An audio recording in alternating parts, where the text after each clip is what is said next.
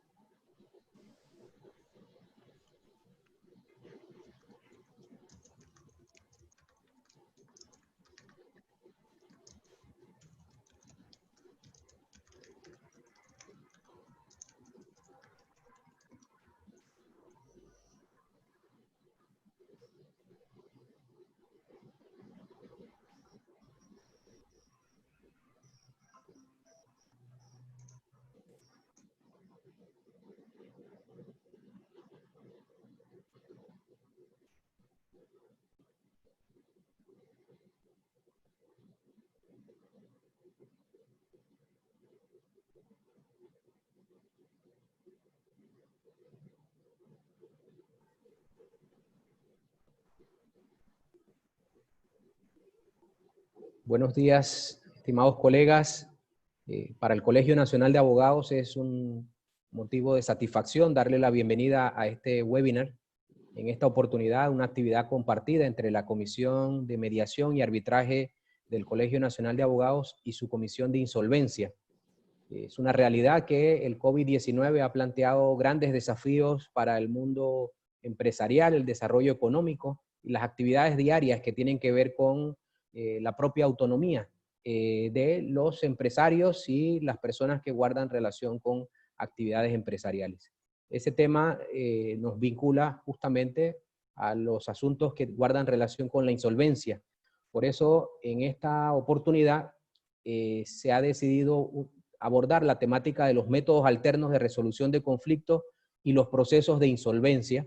Como ya les manifesté, es una actividad compartida o coorganizada por la Comisión de Mediación y Arbitraje y la Comisión de Insolvencia del Colegio de Abogados. En esta mañana nos acompañan distinguidos invitados de Colombia, Susana Idbegui Arango, de España, José Antonio Peñafiel Tienda, y por parte de la Comisión de Insolvencia, su presidente Diego Maximín, y su presidenta, la presidenta de la Comisión de Mediación y Arbitraje, Margieli Jaime. Va a actuar como moderador de la actividad Claudio de Castro, quien es socio de la firma Arias Fábrega y Fábrega y codirector del grupo de práctica de litigio y arbitraje. El licenciado de Castro es especialista en la representación de clientes extranjeros y compañías multinacionales que enfrentan arbitrajes complejos o procedimientos de litigio en Panamá o que están involucrados en disputas de jurisdicciones múltiples que incluyen una parte en Panamá. Antes de ingresar a Arifa, el licenciado de Castro desarrolló su experiencia internacional en los departamentos de arbitraje internacional de firmas reconocidas en París y Londres, graduado por la Universidad Santa María de la Antigua, cuenta con un posgrado en litigio comercial internacional de la Universidad de París Este y una maestría en Derecho Comercial Internacional de la Universidad de París I. Es miembro de la Comisión de Mediación y Arbitraje del Colegio Nacional de Abogados.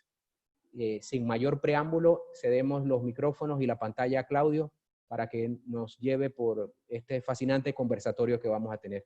Bienvenido, Claudio. Muchas gracias. En efecto, tenemos un conversatorio muy interesante y también tenemos el honor de tener a unos panelistas de lujo que voy a presentarles. Tenemos a Susana Idbegui Arango, que es la superintendente delegada de procedimientos de insolvencia de la Superintendencia de Sociedades de Colombia, que es la entidad encargada de conocer los procesos de insolvencia empresarial en Colombia. Susana fue directora del equipo de litigio, arbitraje e insolvencia de la firma Brigaro Urrutia Abogados en Colombia. Es profesora de Derecho Concursal en la Universidad de los Andes y la Universidad de Rosario. Susana obtuvo su título de abogada, así como su título de especialización en Derecho Financiero de la Universidad de Rosario. Realizó un LLM en Business and Bankruptcy Law de la Universidad de California, Los Ángeles. Susana está admitida para ejercer la práctica del derecho en Colombia y el Estado de Nueva York. También contamos en este panel con la participación de la doctora Marielis Jaimes, que cuenta con más de 18 años de experiencia asesorando a clientes en Europa, Estados Unidos y en América Latina y el Caribe. Su práctica incluye litigios internacionales, arbitraje comercial y disputas inversionista-Estado. Es árbitro calificado y profesora de Derecho de la Universidad de Panamá, Departamento de Derecho Privado. Actúa como consultora y experta en temas de derecho económico internacional, derecho de las inversiones y comercio exterior. Anteriormente se desempeñó como negociadora de tratados con la República de Panamá, habiendo ocupado el cargo de jefa del Departamento de Inversión y Comercio de Servicios de la Dirección de Negociaciones Comerciales Internacionales del Ministerio de Comercio e Industrias.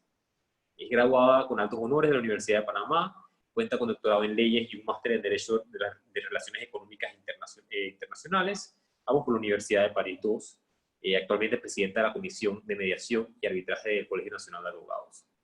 También contamos con la participación de otro invitado internacional, que es José Antonio Peñafiel, abogado senior management de Pricewaterhouse, responsable de la práctica concursal de su oficina de Pricewaterhouse de Sevilla.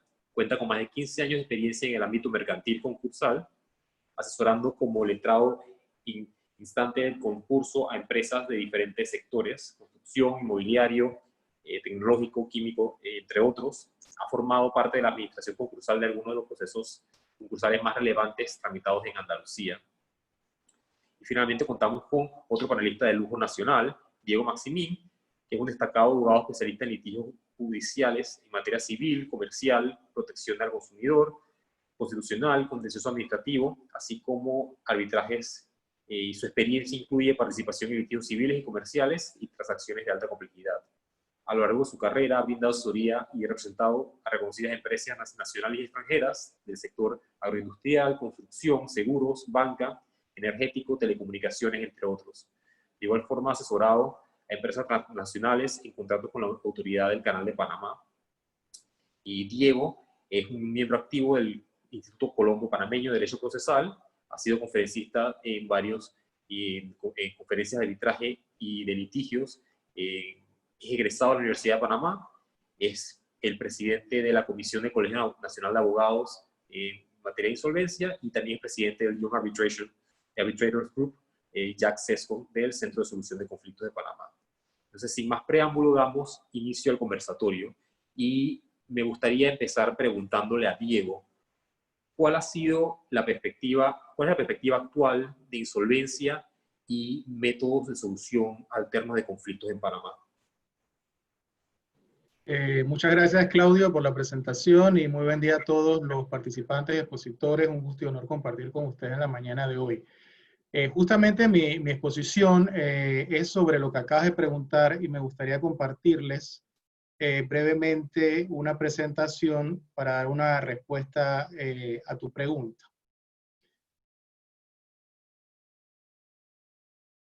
No sé si en este momento se pueda ver la presentación. Sí, sí se puede ver. Okay, perfecto.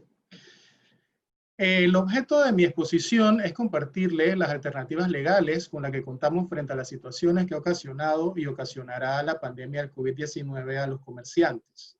Como mencionó el presidente del colegio, sin duda vivimos una realidad muy distinta a la que vivíamos antes del 13 de marzo de 2020, momento en el que el órgano ejecutivo decretó la emergencia nacional por la pandemia del COVID-19. Desde entonces, la gran mayoría de los comercios se mantienen cerrados sin generar ingresos, pero con gastos fijos que por el momento algunos se mantienen suspendidos y con una perspectiva futuro muy diferente a lo que se venía viviendo antes de la emergencia nacional decretada, por lo que aun cuando ésta se levante no regresaremos a la realidad vivida antes de ella. Esta nueva realidad traerá como consecuencia muy probablemente que la ecuación económica y financiera que mantenía la mayoría de los comercios no darán un resultado positivo y se vean frente a una cesación de pagos, una insolvencia inminente o una falta previsible de liquidez. Ante esta realidad, el comerciante debe reaccionar rápidamente antes que se agrave día con día su situación económica, financiera y patrimonial, resultando a la postre irreversible. Por ello, no cabe esperar a encontrarse en una situación total de cesación de pagos para apelar a la buena voluntad de los acreedores. Si el comerciante prevé una situación financiera complicada, en su empresa debe reaccionar de inmediato.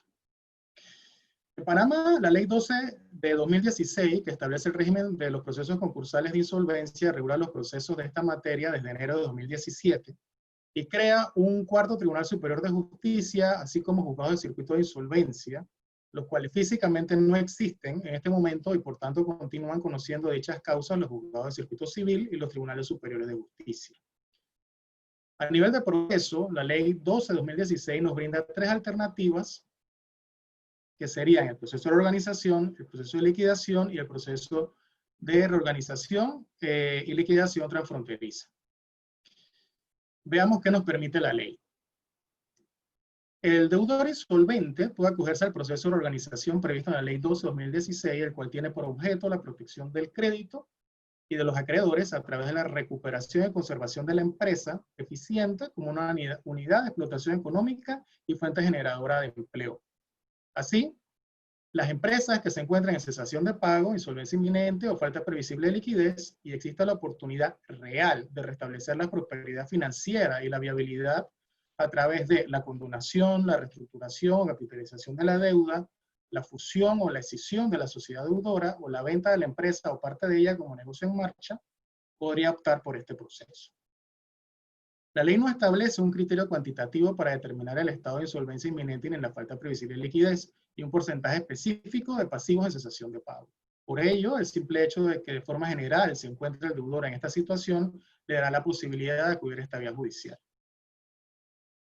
Es de suma importancia que se tenga en cuenta que a través de un proceso de organización los acreedores deben recibir una mayor satisfacción de sus créditos, incorporándose a este proceso de lo que recibirían en la liquidación de la empresa, para lo cual el deudor debe contar con un plan coherente y viable de reestructuración financiera, organizativa y operativa o de competitividad conducente a solucionar las causas de la insolvencia. Este proceso se desarrolla de forma completamente judicial, siendo uno de sus principios la negociabilidad. Este principio de negociabilidad es aplicado dentro del proceso de organización al permitirse que, en el caso de que no se llegue a un acuerdo de reorganización, en la primera junta de acreedores se inicia un periodo de negociaciones en el que los acreedores trabajarán en el plan de reorganización junto al deudor y el administrador. Es la única oportunidad que le brinda la ley para una negociación temporal extra proceso, pero dentro de un proceso. Es decir, que se requiere concluir todas las etapas previas a ellas, a saber, presentación de demanda, admisión, notificaciones, reconocimiento de crédito, culminar una primera junta general de acreedores, que esta no sea favorable para el plan de organización y entonces se inicia un proceso de negociación. De igual forma, nada impide que las negociaciones se puedan desarrollar de forma paralela mientras se desarrolla el proceso, pero sus resultados, de ser positivos, deben ser sometidos a las ritualidades del proceso para que tengan algún efecto. Por otro lado, tenemos el proceso de liquidación, parecido al anterior proceso de quiebra, cuyo objetivo sería la liquidación judicial ordenada de la empresa. Este proceso puede ser iniciado de dos maneras. Una liquidación voluntaria, iniciado por el deudor, quien se presenta debidamente representado al Tribunal de Justicia, o una liquidación forzosa o involuntaria a instancia de un acreedor o grupo de acreedores, quienes deberán cumplir con uno de los siguientes requisitos: contar con un título ejecutivo, dimanante de acto de comercio, que haya sido cesado en su pago, se haya librado 3 o más ejecuciones en contra del deudor que no hayan sido satisfechas en su totalidad, o probar que el deudor se ocultó, abandonó o cerró su establecimiento comercial sin nombrar un mandatario con facultades y medios para cumplir con sus obligaciones vencidas. Ante esta situación, ¿qué alternativas tiene el deudor ante un proceso de liquidación en su contra? Primero, puede oponerse al crédito presentado, pero además puede consignar los fondos suficientes ante el juzgado para el pago del crédito y las costas judiciales correspondientes, acordar con el demandante la suspensión del proceso para llegar a un acuerdo sobre el pago de crédito, someter el proceso concursal de liquidación a un proceso de reorganización, presentando un proyecto a tales efectos, o allanarse a la pretensión. Sin duda, una de las alternativas del deudor puede ser iniciar una negociación con el demandante para llegar a un acuerdo. Esta posibilidad que provee la ley refiere a la negociación con el demandante, no con todos los acreedores. En atención a ello, la pronta atención del proceso por parte del deudor demandado le permitiría llegar a un acuerdo con el demandante, pudiéndose desistir del proceso antes que se emita el auto de liquidación. Por el lado de los deudores, esta situación en principio solo es beneficiosa para el acreedor demandante, es decir, que el resto de los acreedores que mantengan a creencias vencidas frente al deudor deberán hacer lo propio en atención a sus créditos, considerando si cumplen o no con los requisitos de liquidación o de ejecución individual. Por otro lado, la declaratoria de liquidación no impide que el deudor presente un plan de organización y se someta a los acreedores a la posibilidad de pasar el proceso de liquidación a un proceso de reorganización. Como vemos, la Ley 12/2016 no considera métodos alternos de solución de conflictos para estas controversias de insolvencia, existiendo una corriente internacional y nacional que persigue que se consideren los beneficios que brindan estos métodos en cuanto a la rapidez en la solución de las controversias y se permita la solución de las controversias a través de estos métodos. Nada impide que el deudor y el acreedor se pongan de acuerdo para solucionar sus conflictos a través de un método alterno de solución de conflictos, ya sea conciliación, mediación o arbitraje, ya que, como sabemos, estos métodos descansan en la autonomía de la voluntad de las partes. En Panamá, las leyes que regulan estos métodos, Decreto Ley 5 de 1999 en cuanto a conciliación y mediación, y la Ley 131 de 2013 en cuanto a arbitraje, indican claramente que tanto la conciliación y la mediación como el arbitraje descansan en el principio de la autonomía de la voluntad de las partes en conflicto. Estos métodos alternos son definidos en la ley de la siguiente manera. Primero, la conciliación es definida como un método de solución de conflictos pacífico, a través del cual las partes gestionan la solución de sus propios conflictos con intervención de un facilitador imparcial llamado conciliador. En el caso de la mediación, este método de solución de conflictos es de manera no adversarial, cuyo objeto es buscar y facilitar la comunicación entre las partes mediante la intervención de un tercero idóneo, llamado mediador, a fin de lograr un acuerdo proveniente de las mismas partes que ponga fin a la controversia. Y el arbitraje es un método de solución de conflictos mediante el cual cualquier persona con capacidad para obligarse puede someter la controversia surgida o que pueda surgir a uno o más árbitros que deciden definitivamente la controversia mediante la eficacia de cosa juzgada. En resumen, los métodos alternos de solución de conflictos descansan en la autonomía de la voluntad de las partes, que pueden someterse a ellos materias susceptibles de transacción, desistimiento, negociación y libre disposición, y que sus acuerdos o laudos prestan mérito ejecutivo y producen el efecto de cosa juzgada. En una situación sencilla donde un deudor tenga uno o muy pocos acreedores y exista buena fe, sin duda sería práctico y hasta sencillo resolver el conflicto a través de un método alterno de solución de conflictos. Pero ante la existencia de una pluralidad de acreedores, resulta complicado que el deudor logre alinear las voluntades de todos ellos a fin de lograr el consenso de voluntades para someter todos los conflictos a un método de solución alterna. Sin duda, requerimos de una modificación a la Ley 12/2016 o la expedición de una nueva ley que dé cabida a que se resuelva mediante métodos alternos de solución de conflictos los procesos de la organización. Actualmente estos procesos son tramitados en los juzgados de circuito civil, quienes atienden diversas causas, por lo que es muy difícil lograr la celeridad que requieren estos procesos. Es conveniente considerar la creación de una competencia especial para procesos de insolvencia de menor cuantía en atención a la realidad de micro, pequeña y mediano empresarios.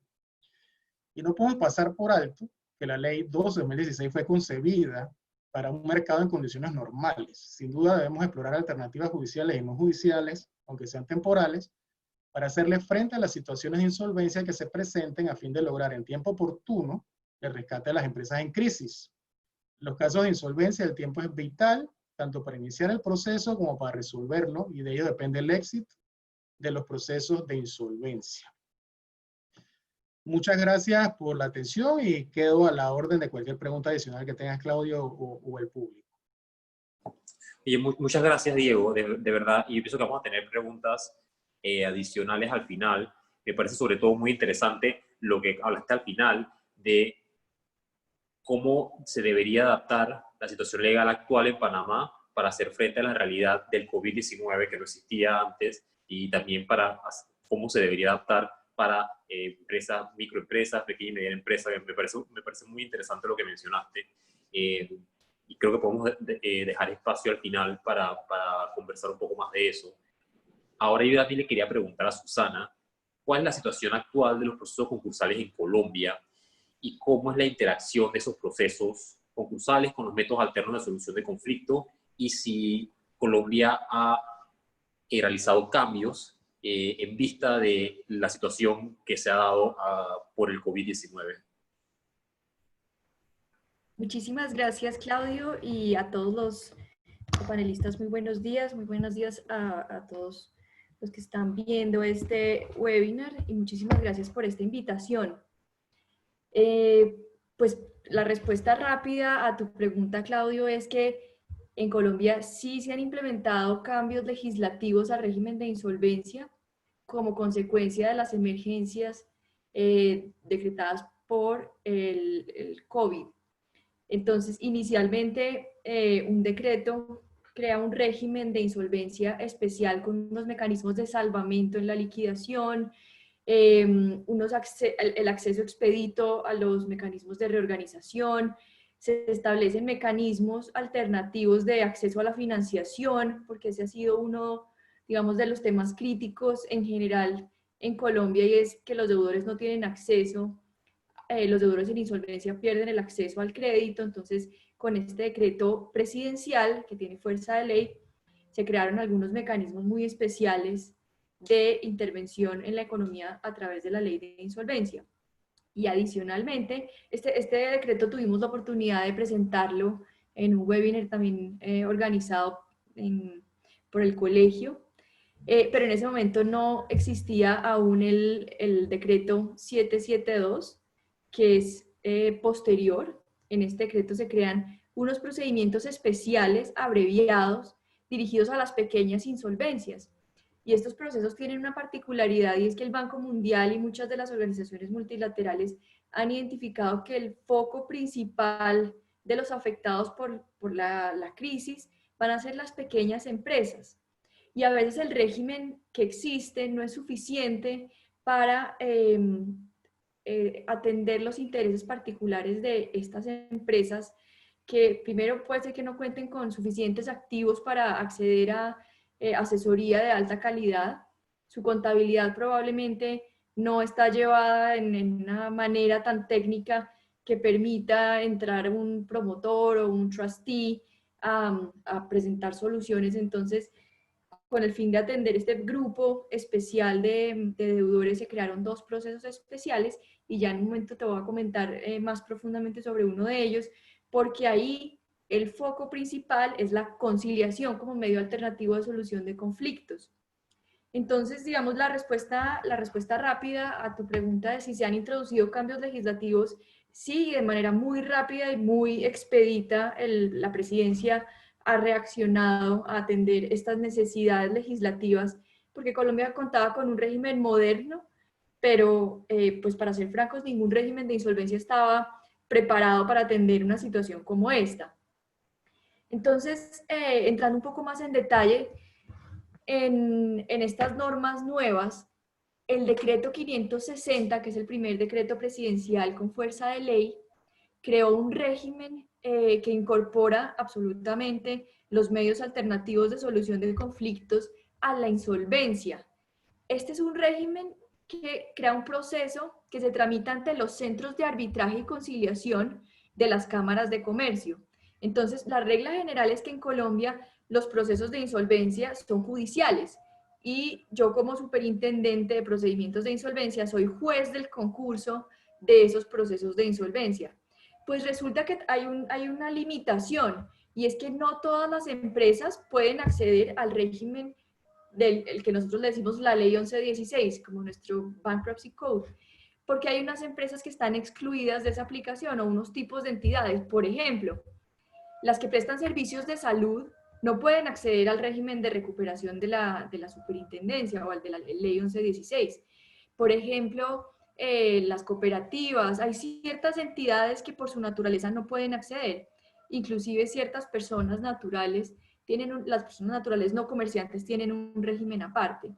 Entonces, el gobierno, viendo que hay un grupo tan importante de la economía que no cuenta con un régimen de recuperación y no hay un juez competente que lo pueda tramitar, creó un régimen de mediación.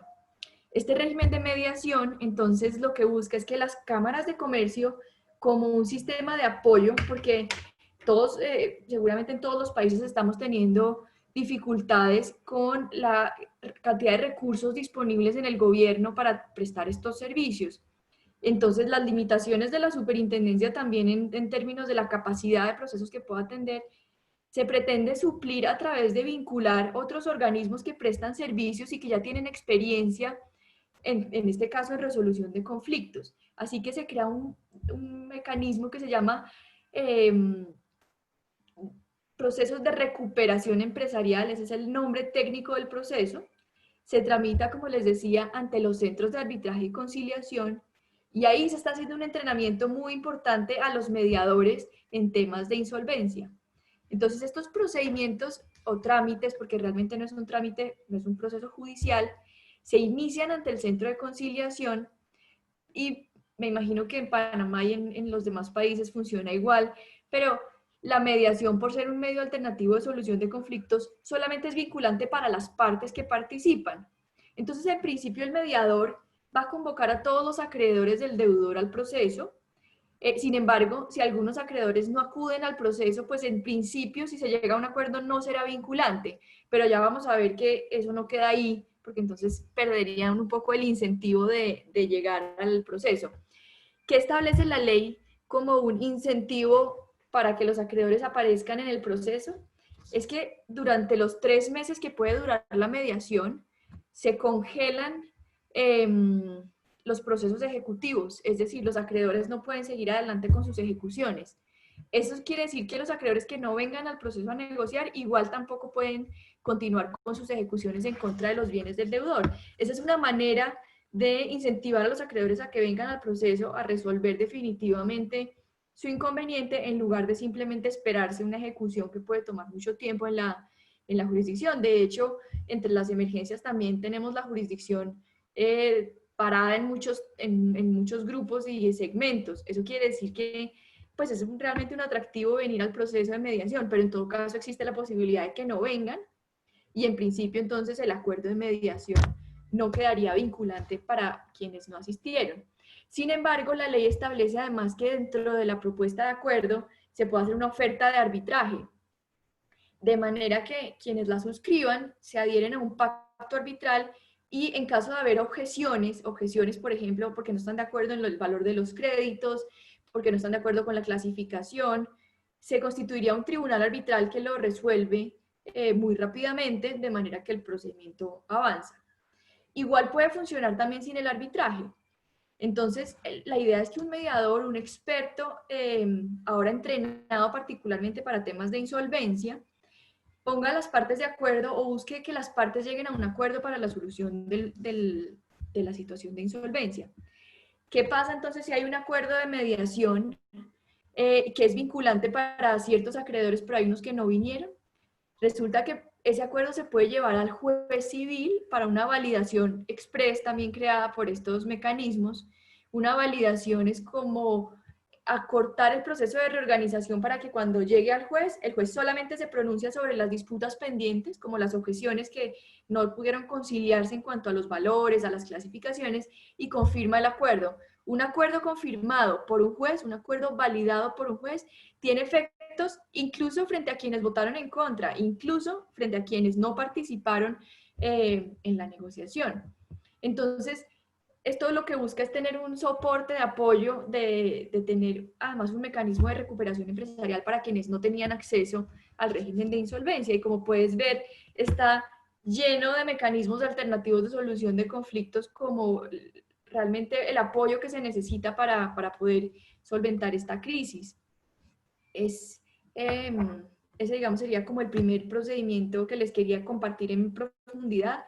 El segundo, yo hacía referencia hace un momento a las pequeñas insolvencias. Entonces, las pequeñas insolvencias tienen unas particularidades donde hemos estadísticamente nosotros revisado en la superintendencia, porque los tenemos clasificados A, B y C según la cuantía. Las pequeñas insolvencias serían de la mitad de C para abajo. O sea, C la partimos en 2, que serían 5.000 salarios mínimos legales mensuales en activos. Y hemos visto que la mayor cantidad de dificultades dentro de esos procesos es que la gente no entiende qué es lo que está pasando. Entonces los acreedores presentan objeciones porque creen que tienen que presentar objeciones porque están preocupados porque no les reconocen su crédito y en realidad el crédito sí está reconocido. Aparecen, digamos, una cantidad de complejidades derivadas principalmente de que por ser pequeñas insolvencias no son personas expertas en trámites ni tienen abogados, porque estos procesos además no se requiere participar a través de abogado. Entonces lo que pensamos es que, y también un poco en tendencia con las últimas discusiones en UNCITRAL, en el grupo 5 de insolvencia, es que se requería un procedimiento más propio y adecuado a estas insolvencias. Entonces es un proceso de reorganización. En principio tienen las mismas etapas gruesas de hay que presentar la información financiera para poder entrar, ¿cierto? Entonces tengo que presentar mis estados financieros de los últimos 3 años para que los acreedores puedan mirar.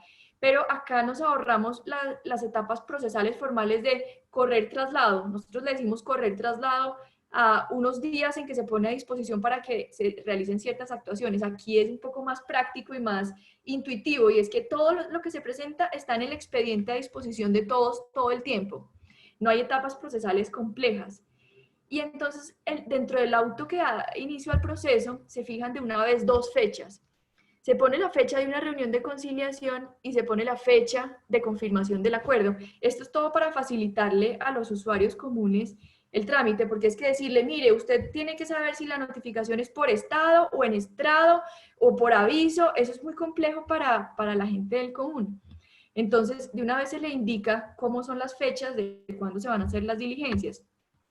Resulta que el proceso de reorganización ordinario que sigue vigente para las empresas de más de 5.000 salarios mínimos, hay una etapa de conciliación que se adelanta directamente entre las partes por fuera del ámbito del despacho judicial.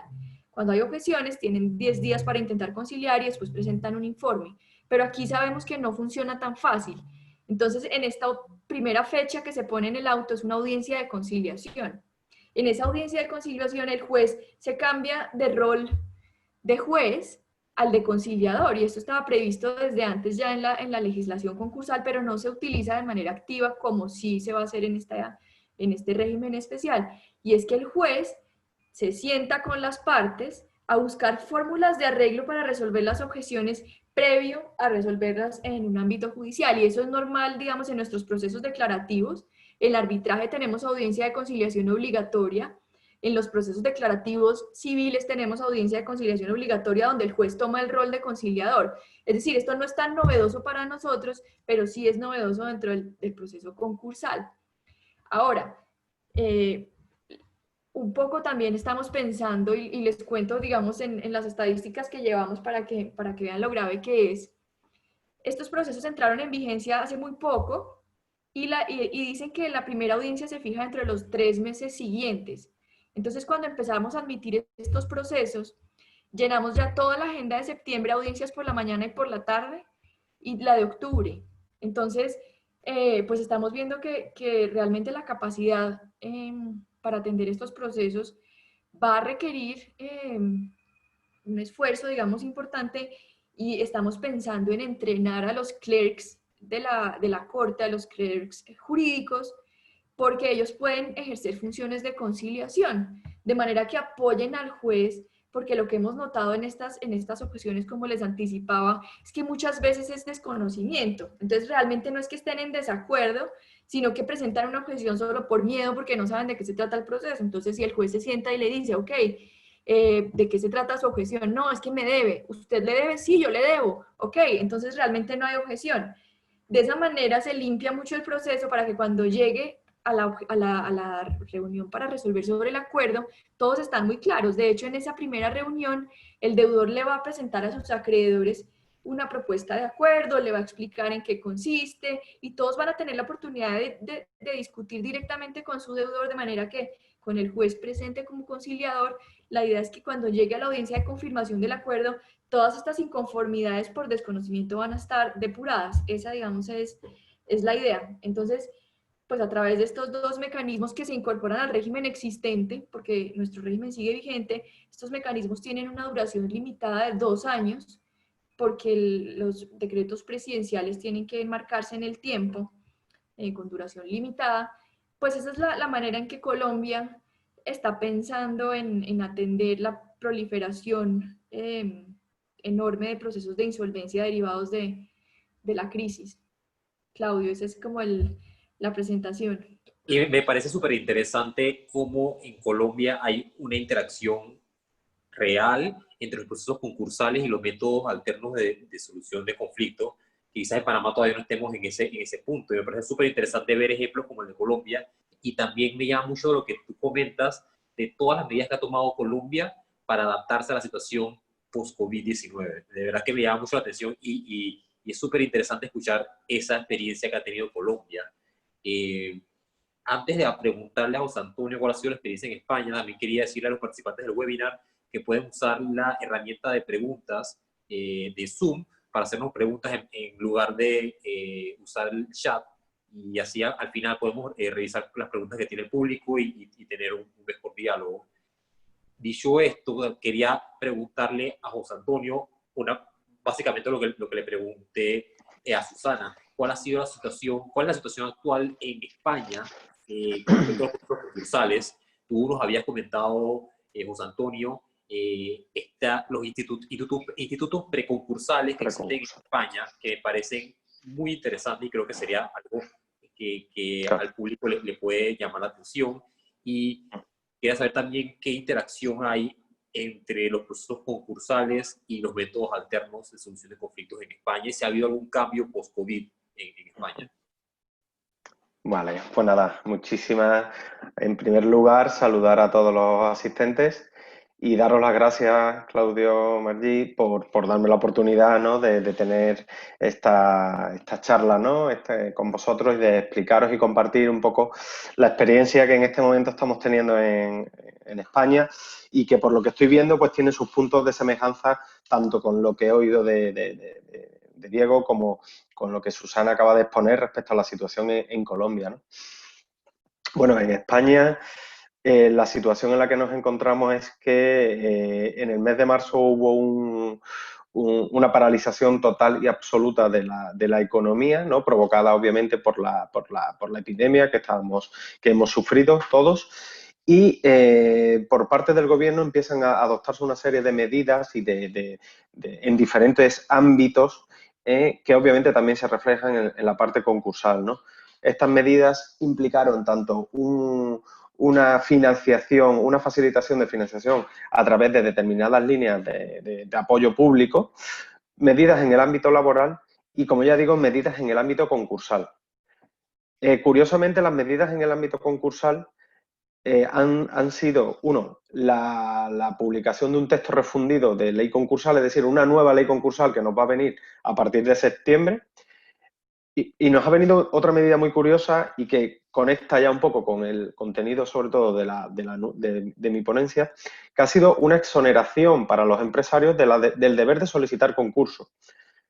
Es decir, lo que se ha hecho un poco en la medida que se ha puesto en marcha ha sido: todos tranquilos, no solicitéis concursos, no os vayáis a procesos de insolvencia, vamos a ver qué pasa, vamos a ir viendo. Vamos a intentar apoyarnos en otras medidas tipo suspensiones de empleo, líneas de apoyo de financiación, etcétera, etcétera, pero no pidamos concursos. Esto, os digo, a día de hoy está siendo muy criticado en España. ¿Por qué? Porque realmente lo que va a suponer en la práctica va a ser un retraso en las solicitudes de concurso o un retraso en los procesos preconcursales, que después os explicaré, y que posiblemente va a generar una problemática mayor, puesto que va a suponer que muchas de estas empresas, pequeñas y medianas empresas, de las que ya hemos hablado en esta ponencia, incluso también grandes empresas, lleguen tarde al concurso y no puedan acogerse a los beneficios que esta ley concursal o que la normativa concursal les ofrece para garantizar o al menos intentar una viabilidad empresarial a través de las diferentes fórmulas que la ley concursal exige. Lo que os digo es que a día de hoy ya se está empezando a notar el incremento de declaraciones de empresas en concurso. Estamos empezando el tercer trimestre del año y ya se nota un incremento significativo. Es decir, en el momento que los juzgados han vuelto a abrir, se ha notado ya cómo empiezan a solicitarse más procesos concursales. Obviamente, la situación es muy preocupante, ¿no? Y aparte, todo se está complicando incluso más en un país como el nuestro, España, en el que el turismo es fundamental, el sector servicios es fundamental y obviamente son dos sectores en los que se han visto especialmente afectados por toda la situación generada por el COVID, ¿no? Dicho esto, ya os digo, la situación que a día de hoy nos encontramos es un incremento de procesos concursales. Ya se está empezando a notar los efectos que el COVID ha tenido sobre todas estas empresas, pequeñas, medianas y grandes empresas, empresas muy relevantes como Pullmantur, empresas de cruceros, muchísimas empresas del sector hostelería que están cerrando y que se están acogiendo a estos procesos concursales, otras muchísimas empresas que directamente están cerrando sin acogerse a las herramientas que ofrece la ley concursal para intentar salir de toda esta problemática.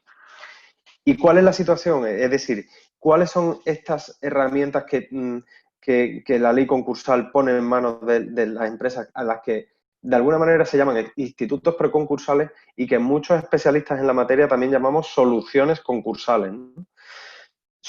Básicamente son tres procesos o tres figuras que podríamos decir son unos pasos anteriores a la declaración del concurso. El gran efecto o la principal consecuencia que tiene la declaración de un proceso concursal es la intervención por parte del juez, el juez de lo mercantil.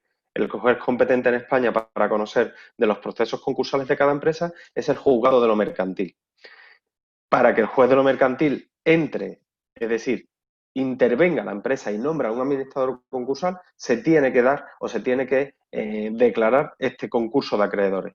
Pero yo me voy a centrar un poco en una fase previa, ¿no? En estas soluciones o en estos institutos preconcursales que la normativa española está intentando potenciar sobremanera, también en un intento de evitar el colapso judicial que puede suponer que miles y miles de empresas entren en una situación concursal y igual que, por desgracia, el COVID ha saturado el sistema sanitario, los concursos de acreedores saturen el sistema judicial, ¿no?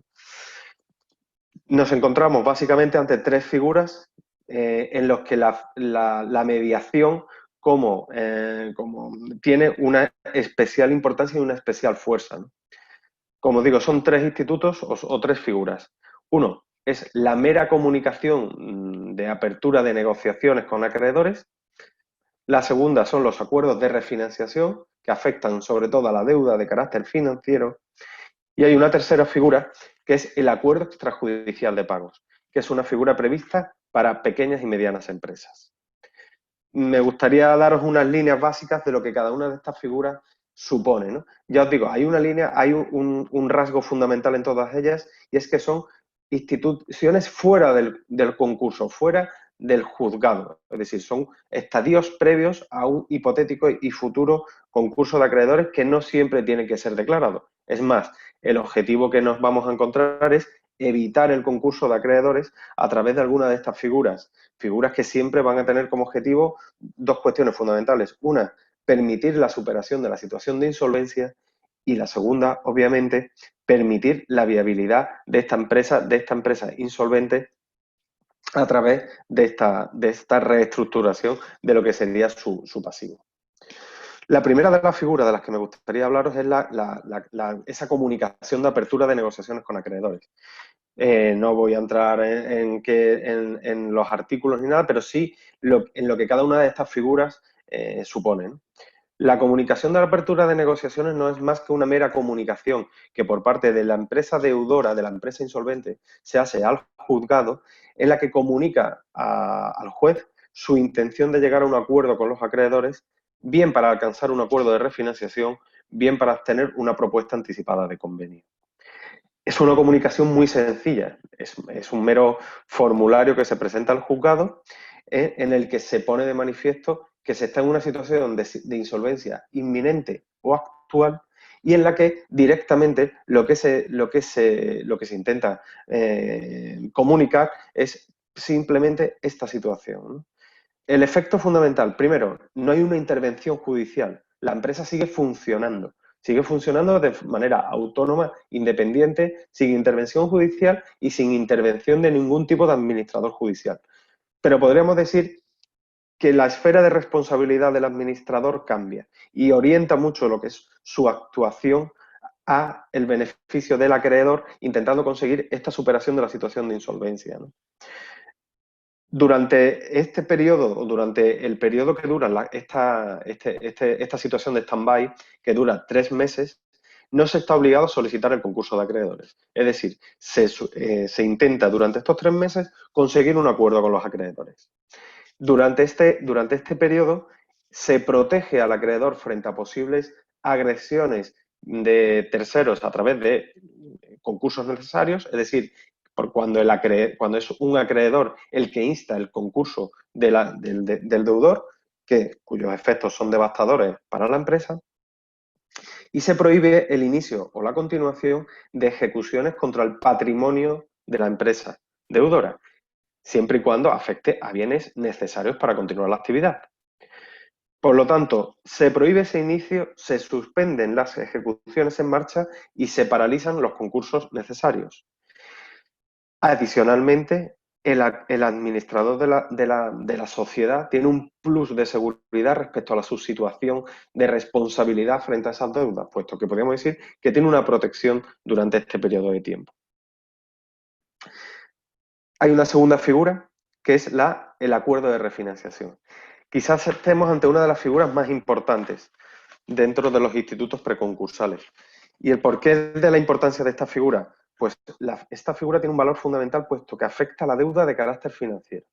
Es decir, el acuerdo de refinanciación es una figura prevista para aquellas empresas que tengan un alto volumen de endeudamiento o de pasivo de carácter puramente financiero. No afecta a deuda pública, no afecta a deuda con trabajadores y tampoco está previsto cuando el volumen de deuda que está afectado por la situación de insolvencia es deuda de carácter comercial, ¿no?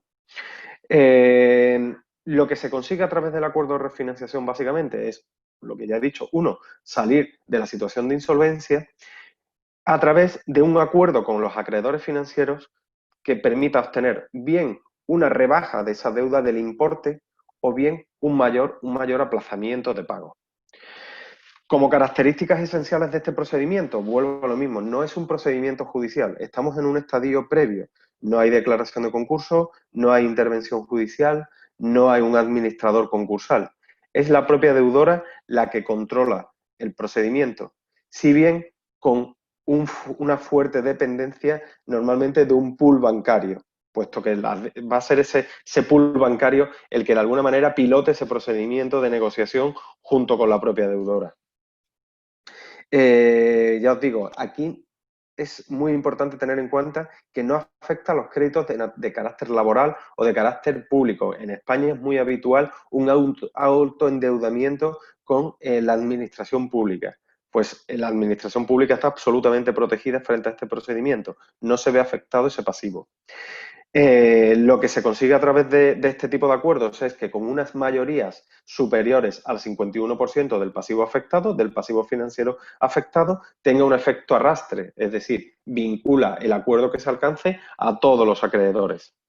Es un procedimiento complejo, es un procedimiento que siempre va a requerir de un alto y especializado grado de asesoramiento. No es un procedimiento fácil, pero es un procedimiento muy efectivo de cara a superar esta situación de insolvencia en la que estas empresas se puedan encontrar. Y el efecto fundamental, y que me gustaría destacar, es eso, es el efecto arrastre.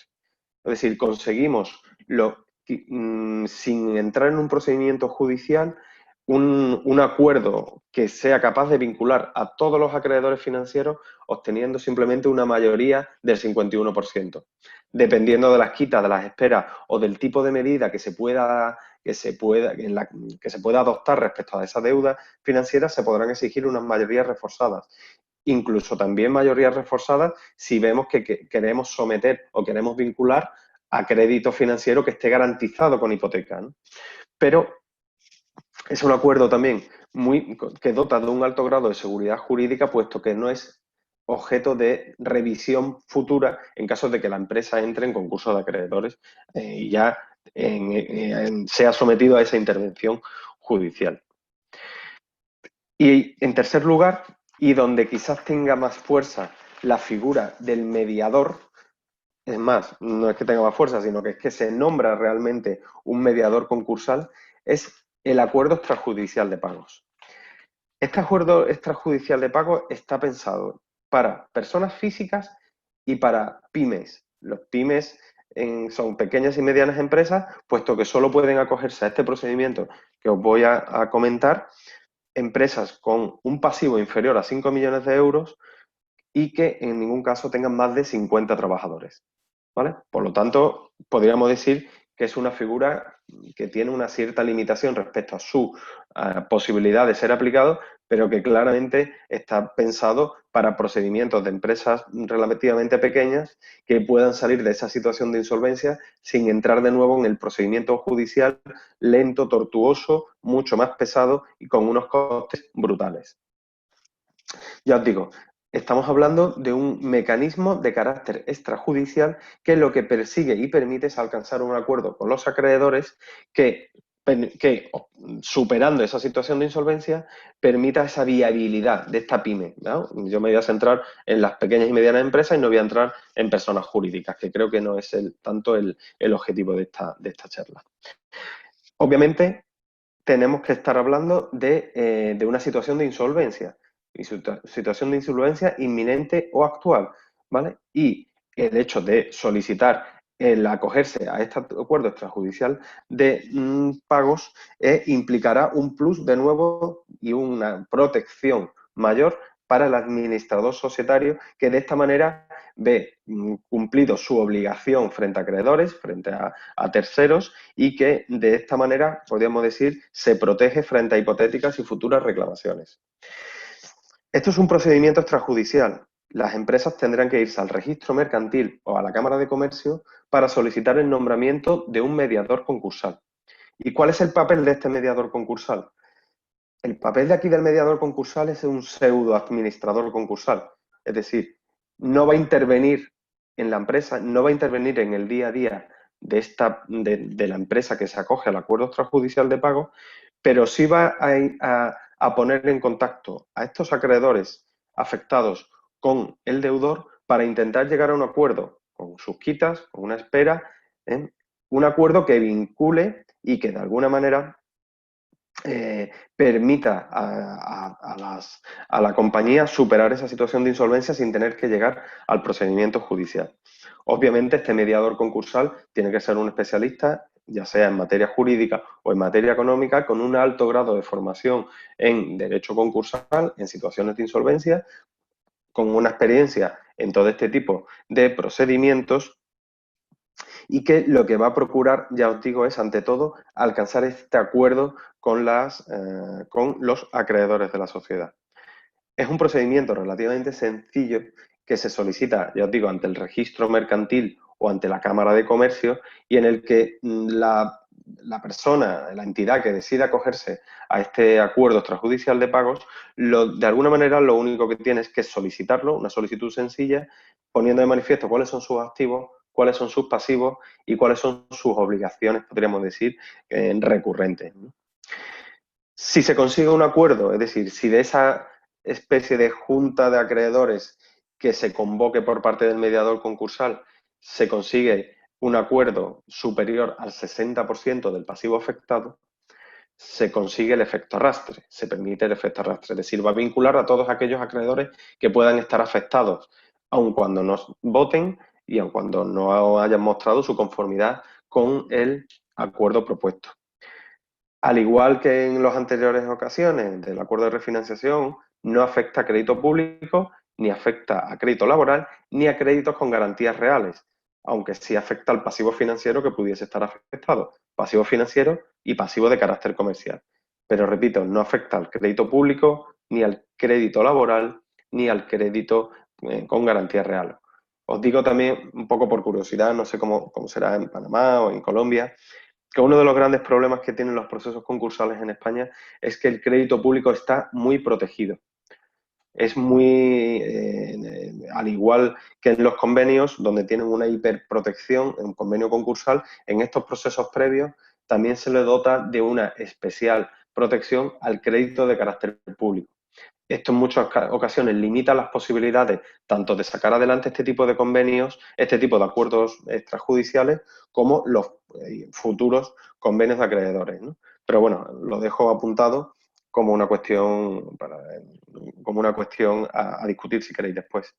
Entre las consecuencias positivas que tiene el acuerdo extrajudicial de pago se consigue paralizar posibles solicitudes de concurso necesarios de terceros, se consigue también paralizar las ejecuciones contra el patrimonio del deudor, en particular las ejecuciones de bienes que sean necesarios para la continuación de la actividad. Y lo que sí es verdad que si no se consigue alcanzar el acuerdo extrajudicial de pagos, este mediador concursal, no el deudor, sino el propio mediador concursal, está obligado a solicitar al juzgado de lo mercantil competente lo que sería la declaración de concursos de acreedores y la intervención judicial de la compañía. Y esto, aunque ha ido un poco rápido, pero son las tres figuras que quería un poco mostraros, ¿no? Como tres ejemplos de lo que se llama aquí estos institutos preconcursales y que, repito, a mí particularmente me gusta llamar como soluciones concursales porque creo que son fundamentales que si bien asesoradas estas empresas, llegando a tiempo y con un plan de viabilidad serio y con las suficientes garantías, son figuras muy importantes para conseguir la viabilidad de una empresa y sobre todo para evitar el concurso, ¿no? como figura un poco más problemática y que requiere de esta intervención mucho más pesada y mucho más compleja, ¿no? en su aplicación. Y nada, Muchas esto por gracias, mi parte, Antonio. Claudio. Esto me parece súper interesante, estas tres figuras, y me gusta sobre todo el nombre que tú le has puesto, soluciones, porque por Sí, lo sí. que nos has explicado, de verdad, siento que son soluciones prácticas y que le da un respiro a esas empresas, no solamente un respiro, sino que le da viabilidad de seguir. Claro. Es el objetivo. O sea, el objetivo que tienes es acógete o llégate a este momento, intenta ponerlas en marcha, intenta ponerlas en práctica y vamos a intentar evitar el concurso, que ya sabemos que en el concurso va a ser mucho más lento, mucho más pesado y mucho más difícil conseguir esa viabilidad, ¿no? Es muy interesante lo que dice porque es cierto, de repente una empresa que está de verdad en peligro, no sé cuánto tiempo aguantaría un proceso largo de concurso, un proceso tedioso Claro. y quizás no tenga la Exactamente. gasolina para seguir No tenga de la viviendo. gasolina, justo. Exacto. La gasolina, la tesorería, el cash necesario para ir aguantando ese día a día, ¿no? Con lo que es un administrador concursal y un proceso concursal, que no deja de ser un procedimiento judicial y como todo procedimiento judicial que es, Etcétera, sí. plazos, alegaciones de las partes, cuestiones que muchas veces no se entienden y ahí yo creo que es fundamental, por lo que digo, estas tres figuras a las que os he hecho referencia. Y de la perspectiva panameña, me parece muy interesante escuchar esa experiencia de España. Por lo menos a mí me parece muy interesante escuchar estas alternativas, opciones que se han creado en España para intentar ver la situación que tenemos en Panamá y podemos crear figuras adicionales para promover esa viabilidad de las empresas que están en problemas financieros. Claro. Y dicho esto, José Antonio, quiero pasar a preguntarle a Margie, pero no sin antes recordarles a las personas que nos escuchan que utilicen la sección de preguntas y respuestas para hacerle preguntas a los panelistas y al final vamos a hacer una sección de preguntas y respuestas con todos. Margie, ya hemos hablado de métodos alternos, entonces yo me pregunto, ¿puede que se dé un proceso de insolvencia antes o durante un proceso arbitral? ¿Cómo funciona esa interacción entre un proceso arbitral y un proceso concursal que puede darse antes o durante el proceso arbitral? ¿Cómo funciona esa interacción entre esos dos procesos?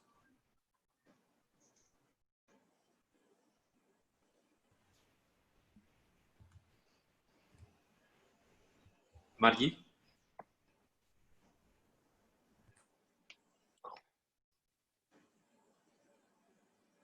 ¿Será que hemos perdido a Margie un momento? Sí. ¿Sí? ¿Estás? Ok.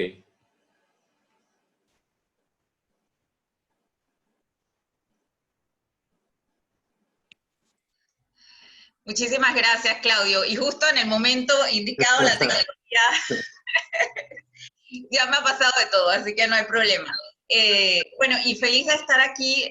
La verdad que quisiera, en primer lugar, pues agradecerle a todos los miembros de la Comisión de Mediación y Arbitraje siempre por su ánimo, su apoyo y la motivación para realizar este tipo de programas, de webinars, y pues también a la Comisión de Insolvencia, en este caso, pues liderada por Diego Maximín. Entonces, y bueno, obviamente también a nuestros panelistas que nos acompañan de España, de Colombia, y a todo nuestro público que también nos acompaña desde distintas localidades. Así que bueno, para contestar pues a tu pregunta, voy a compartir mi pantalla. Espero que todos puedan entonces ver la presentación.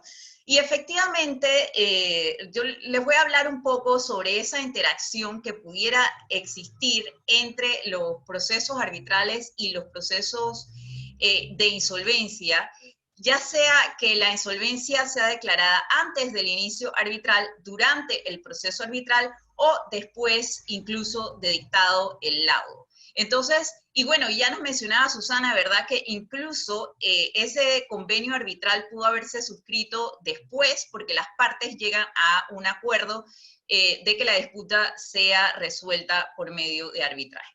Ahora, entonces, para entrar en materia, ¿cómo puede interferir el proceso de insolvencia con el arbitraje? En primer lugar, tenemos que plantearnos la pregunta con respecto al mismo acuerdo arbitral. Entonces, tenemos pues un caso en que la parte insolvente celebra un acuerdo arbitral sin la aprobación de la Junta de Acreedores o del Tribunal de Insolvencia, y entonces ver los aspectos de la validez que tendría ese acuerdo arbitral. También tenemos los casos en los cuales este acuerdo arbitral podría ser considerado ipso facto como nulo desde la apertura del proceso de insolvencia, y esto bajo la ley de insolvencia.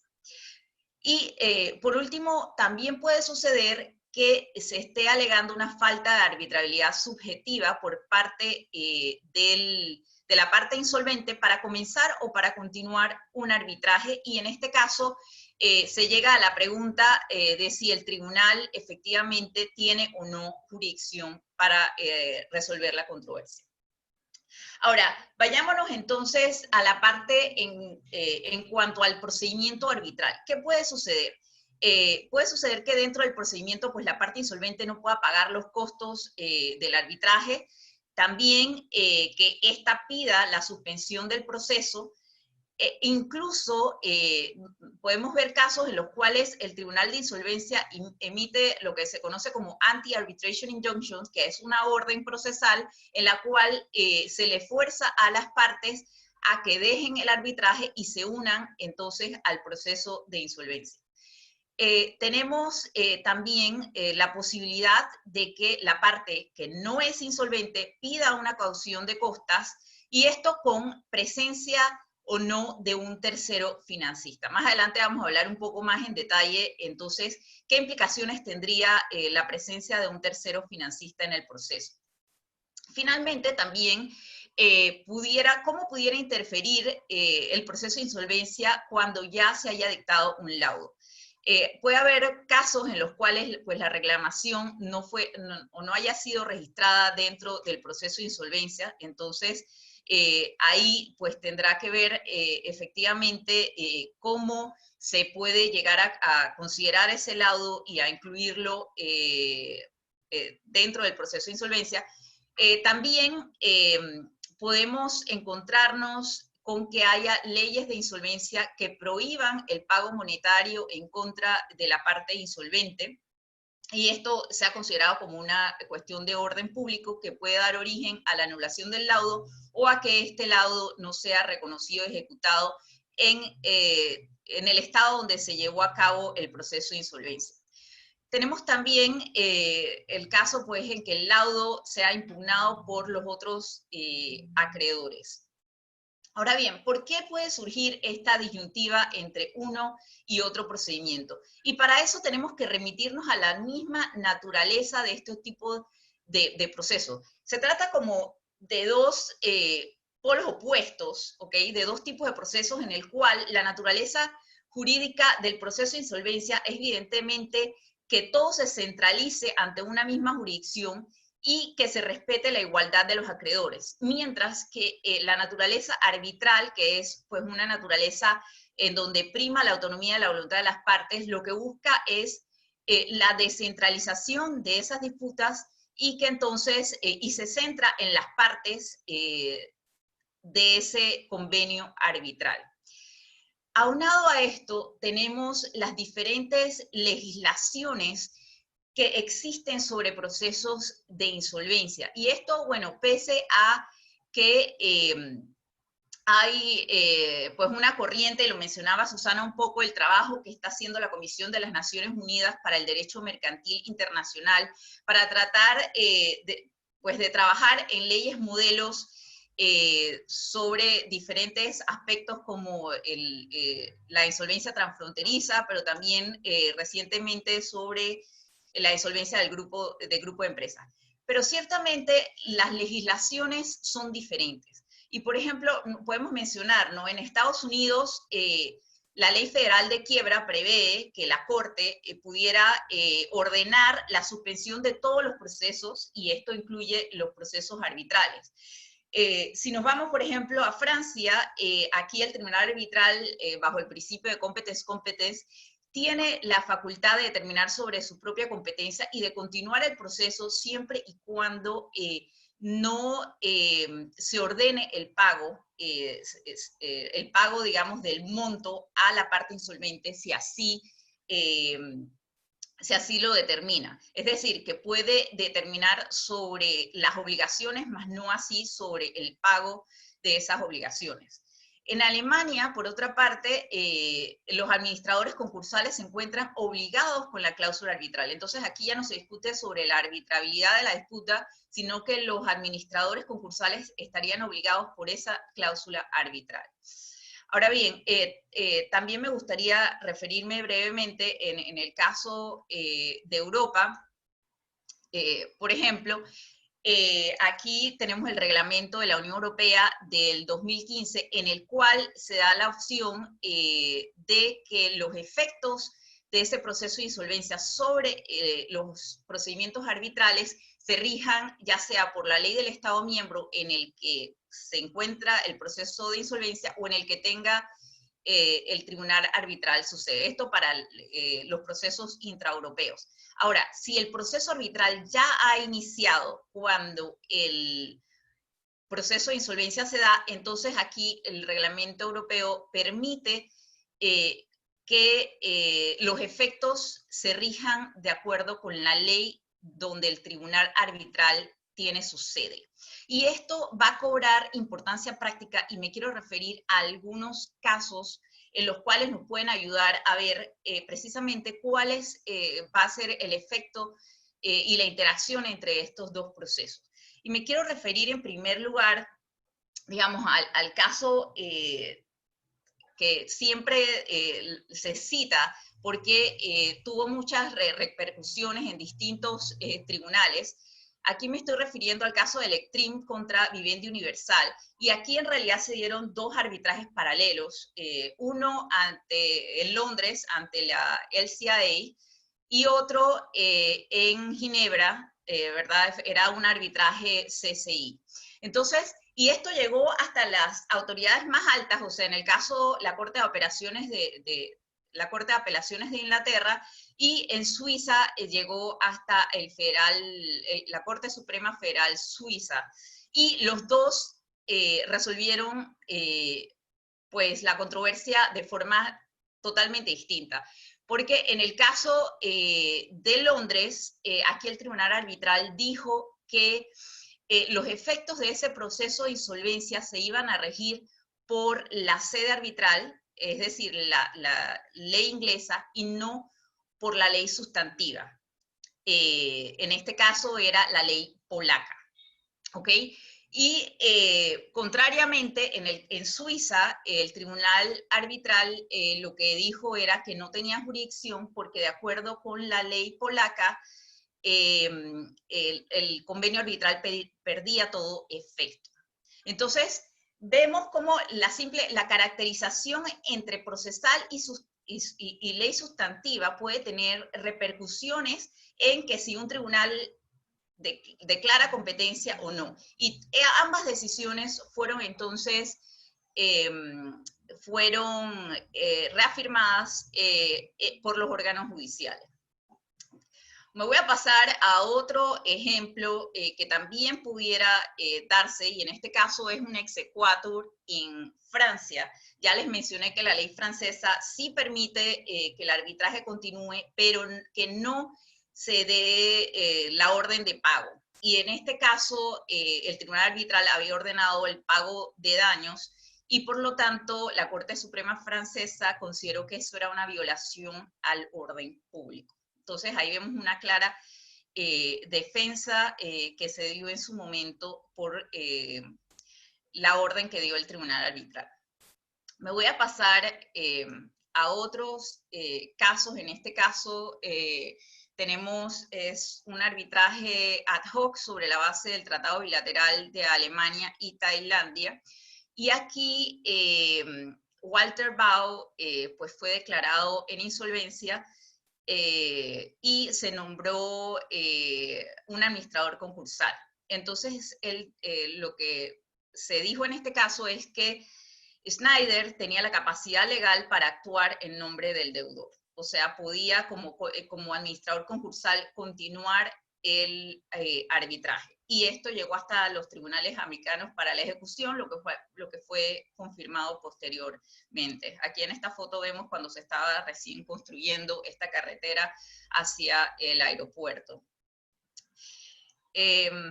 Vemos, este es otro caso, es un caso CIADI, un caso también de inversionista Estado, en el cual aquí lo que sucedió es que se comprobó que no se había dado la audiencia para el plan de reorganización, y entonces se determinó por parte del tribunal que había un caso de denegación de justicia y una violación al trato justo y equitativo de acuerdo con el Tratado Bilateral de Inversiones Hungría-Portugal. Estoy mencionándole estos distintos casos que son todo lo que hemos venido hablando desde el principio, las diferentes situaciones que pudieran plantearse, ¿verdad?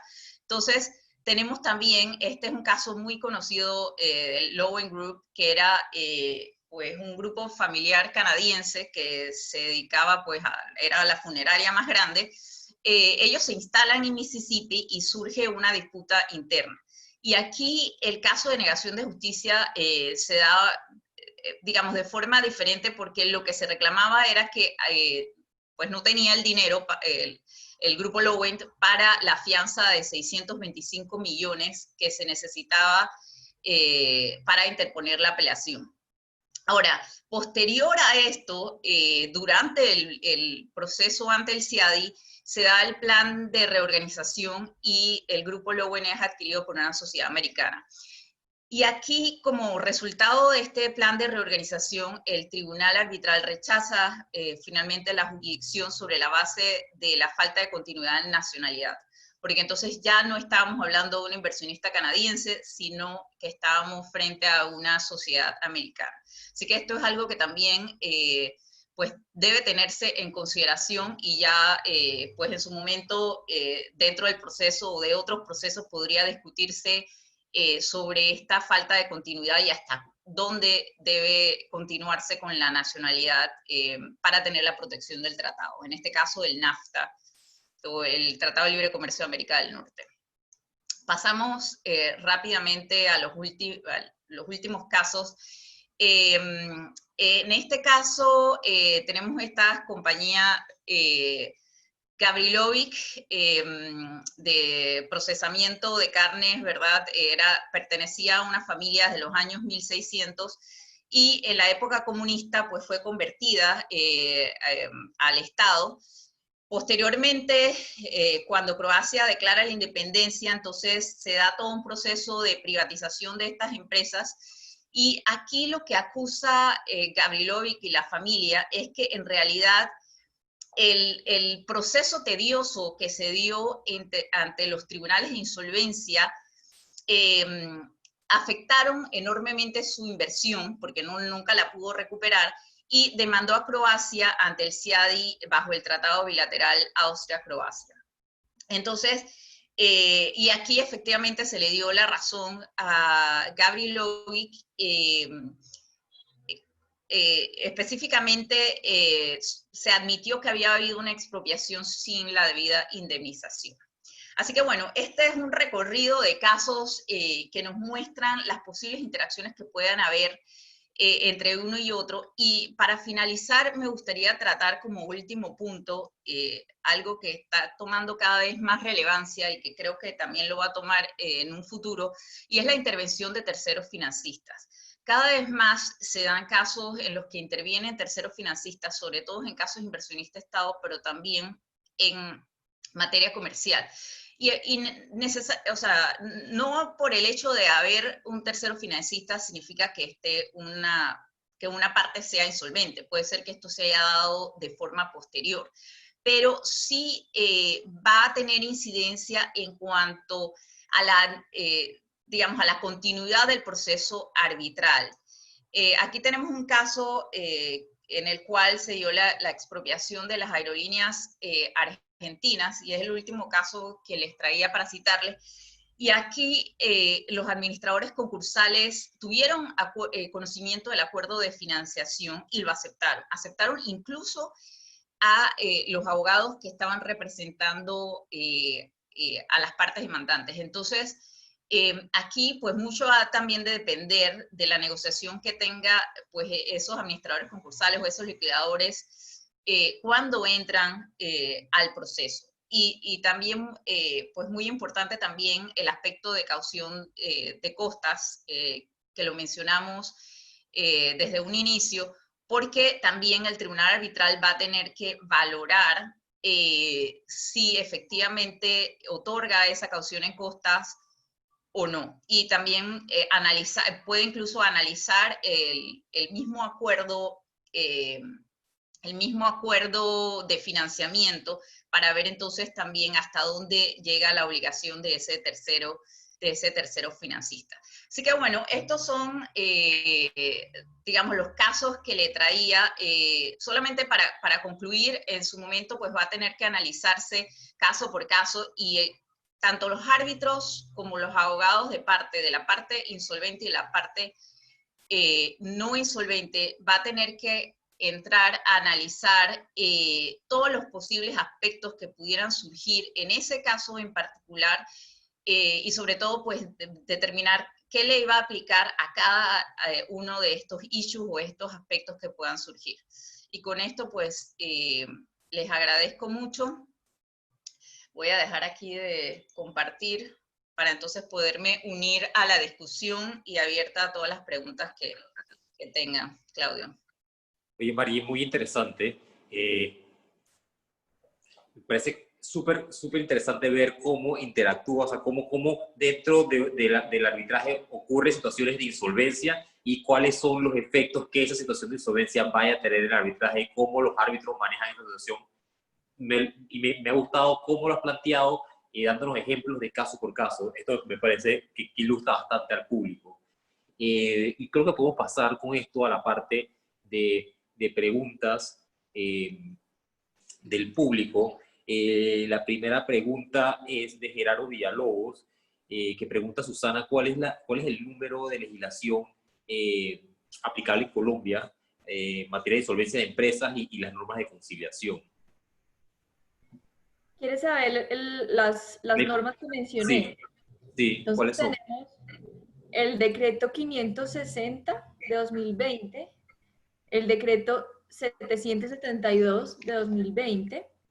Hay un decreto que reglamenta el decreto 560, que es el decreto 842 de 2020 también.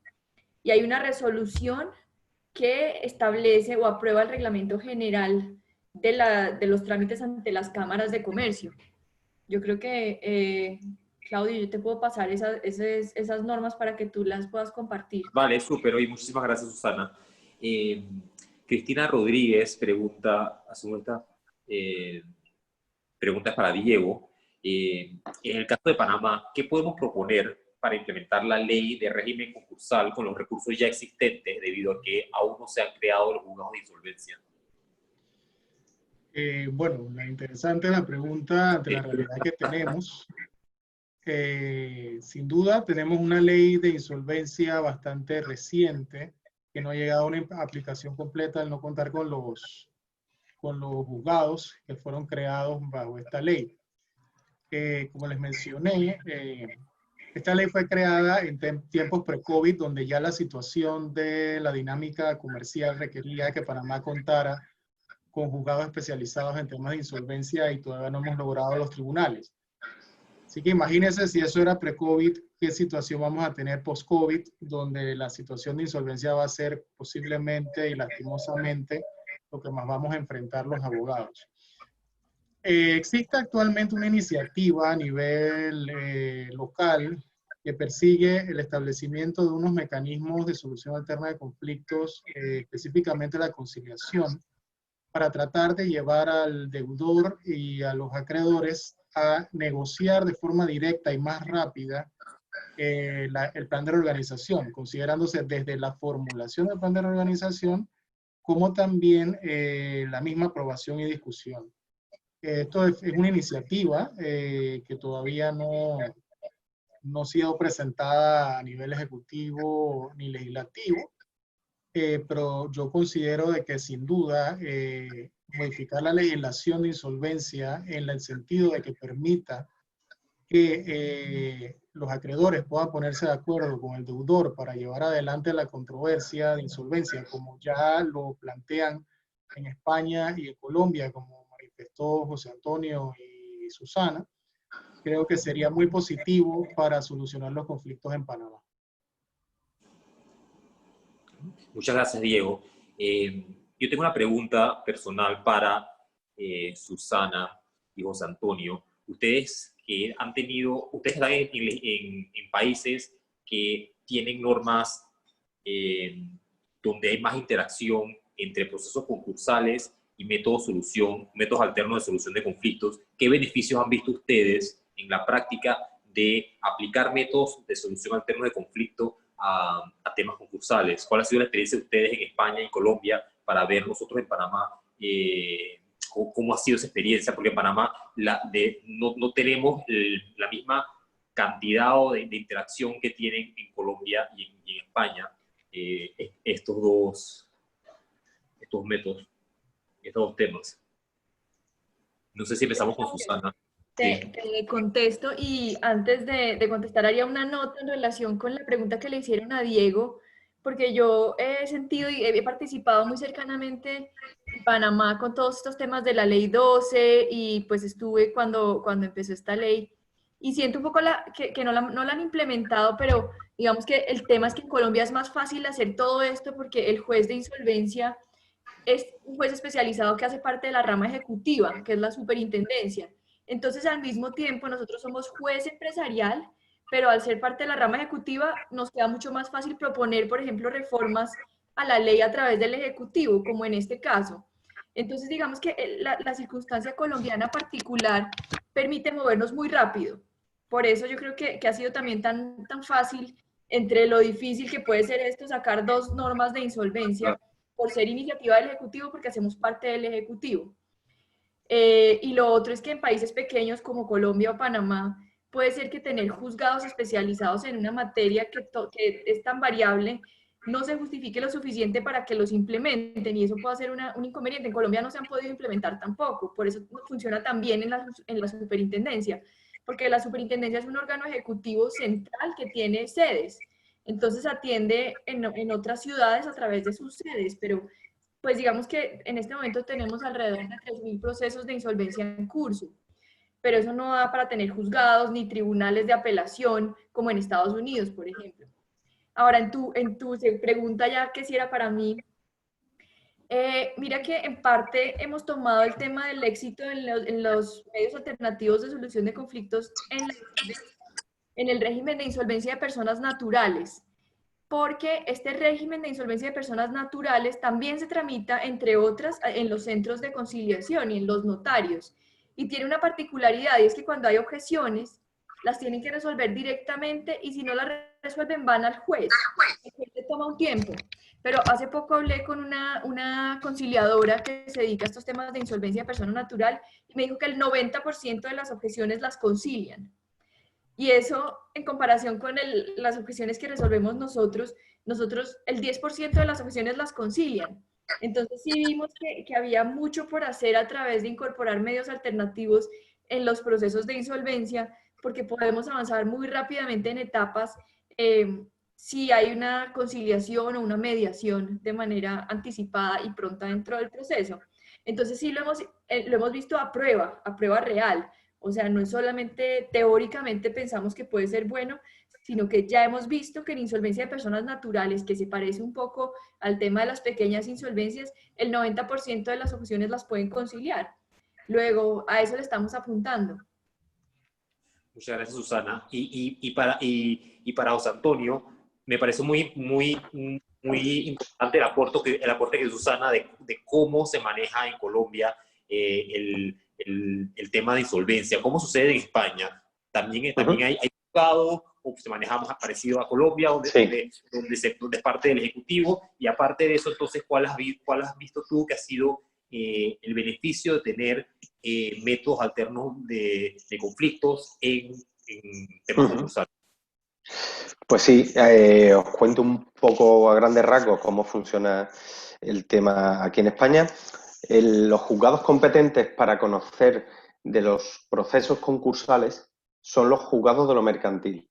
Juzgados de lo mercantil son juzgados especializados que se dedican no solo a concursos de acreedores, sino en general a conocer de todo lo que serían temas de carácter corporativo, de un corporate law, conflictos de socios, reclamaciones entre empresas, no tanto de reclamaciones de cantidad, sino conflictos societarios, impugnaciones de acuerdos, temas de transporte, temas de condiciones generales de contratación, etcétera, etcétera. Pero que uno de los aspectos fundamentales que llaman los juzgados de lo mercantil sería los concursos de acreedores, salvo los concursos de acreedores de personas físicas consumidores, es decir, no empresarios, en cuyo caso estos concursos de personas físicas consumidores que tengan esa consideración, ¿no?, de consumidores, es decir, de no empresarios, sí se llevarían por lo que se llamarían juzgados de instrucción,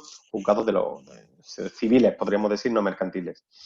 No solo hay juzgados de los mercantiles, sino que después tenemos tribunales de apelación con secciones especializadas en derecho mercantil, en derecho concursal, y también el Tribunal Supremo, que podríamos decir ya sería la última instancia, tiene una sección concreta con un muy alto grado de especialización en derecho concursal.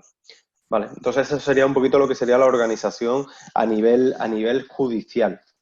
Gracias.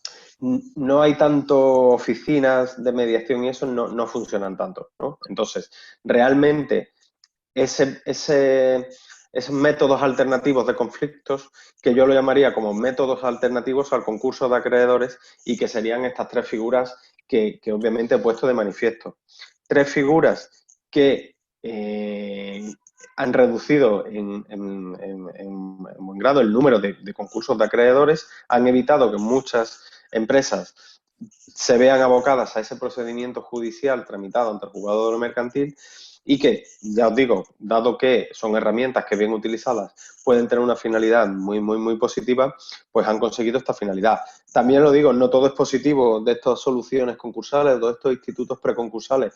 ¿Por qué? Porque muchas veces se utilizan mal. Se utilizan para alargar plazos, se utilizan para burlar, dicho entre comillas, el control del juez de lo mercantil sobre la actividad o sobre la actuación del empresario, y en muchas ocasiones supone un recorte de la seguridad jurídica que muchos acreedores puedan tener de que el deudor esté intervenido judicialmente y sometido al control de una administración concursal. Es decir, yo creo que hay muchos aspectos positivos de la legislación preconcursal, pero el problema que tiene es que mal utilizado o utilizado de forma incorrecta, pues puede tener una serie de consecuencias también que eviten o que hagan perder al sistema de esa seguridad jurídica que creo que también que muchas veces el proceso concursal dota al colectivo de acreedores que pueda estar afectado, ¿no?, por un procedimiento.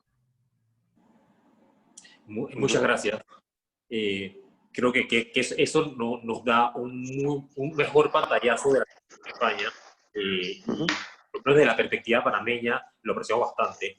En Margie, hay una pregunta de Orlando Castillo que dice, ¿cuál es la función de los terceros financistas?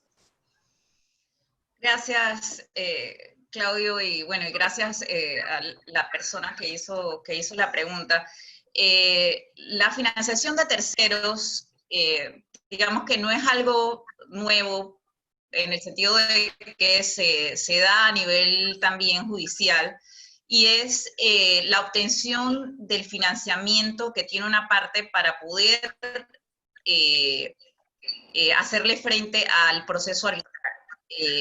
Puede ser del demandante o puede ser del demandado, pero normalmente pues en los procesos de arbitraje inversionista-Estado lo que se da normalmente es que sea el demandante el que busque ese financiamiento para poder demandar al Estado, porque evidentemente pues el Estado tiene sus propios recursos. Y entonces hay una tendencia, y ahora esto ha sido incluido en el grupo, digamos, en las reformas que se está teniendo a los reglamentos del CIADI, y es que el tercero o la parte tiene la obligación de notificar de que existe este tercero financista y que su intervención sea únicamente la de financiar ese proceso arbitral o de financiar el pago, digamos, el cobro, la ejecución de ese laudo, más no de intervenir como parte, porque la parte sigue siendo aquella que está, digamos, está demandando. Entonces, que su interferencia se limite a la parte de financiamiento. Entonces, en el caso que les cité, por ejemplo, ahí habían puesto una condición de que no se podía cambiar a los abogados y que tenían que mantenerse con el, me imagino que lo hicieron los abogados, entonces, para mantenerse en el proceso. Entonces, esta cobra singular importancia, uno, para saber si no existe un conflicto de interés entre ese tercero financista y los miembros del tribunal arbitral, y dos, en materia también de caución de los costos del arbitraje, porque hay algunos acuerdos pues, que no cubren, es decir, que si el demandante en contra del Estado, por ejemplo, pierde, tendría que pagarle al Estado los gastos del arbitraje, y entonces esto no sería cubierto por ese acuerdo que tiene con el tercero financiador. Entonces, son empresas que se dedican a esto y que cada vez lo vemos más presente en los distintos procesos también, no necesariamente porque una parte sea insolvente, puede ser que no se quiera descapitalizar y que lo que quiere es financiar la forma en cómo va a realizar el arbitraje. Así que básicamente eso sería, Claudio. Vale, muchas gracias. José Miguel Navarrete pregunta, es una pregunta para todos los panelistas. En los procesos de insolvencia se deben acumular todos los procesos judiciales, ordinarios o ejecutivos, en los que la parte demandada es la empresa que está en insolvencia. ¿Qué sucede con los procesos arbitrales, ya sea que se haya emitido o no laudos? ¿Qué sucede en España, en Colombia y en Panamá? No sé si puedes empezar con Susana.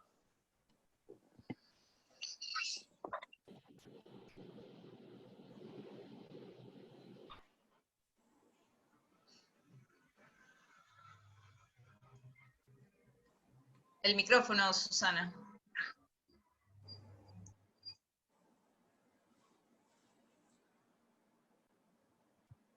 Susana, ¿estás ahí?